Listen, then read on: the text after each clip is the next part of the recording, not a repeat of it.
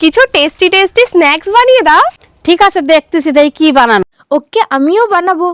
প্রথমে 2 কাপ ময়দার মধ্যে লবণ, কালো জিরে আর সাদা তেল দিয়ে ময়াম দিয়ে ওকে, ময়দার মধ্যে লবণ, কালো জিরে, সাদা তেল দিয়ে ময়াম দিয়ে দিলাম। তারপরে অল্প অল্প জল দিয়ে ভালো করে মাখায় নেব। ওকে, অল্প অল্প জল দিয়ে ভালো করে মাখিয়ে নিলাম।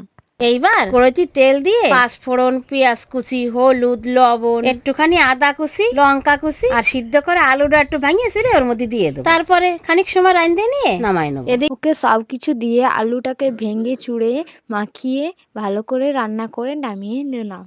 যে ময়দাটা মাহাই থইলাম সেনতে লেসি কেটে রুটির মতো বেলে নেব। ওকে, রুটির মতো বেলে নিলাম। এইবার ওই গোল রুটিটারে চৌকো করে ওকে, চৌকো করে কেটে নিলাম। কেটে নেব। রুটির এক ধারে আলুর পুরটা দিয়ে একটা ভাঁজ দিয়ে নেব। রুটির এক ধারে আলুর পুরটা দিয়ে ভাঁজ দিয়ে নিলাম।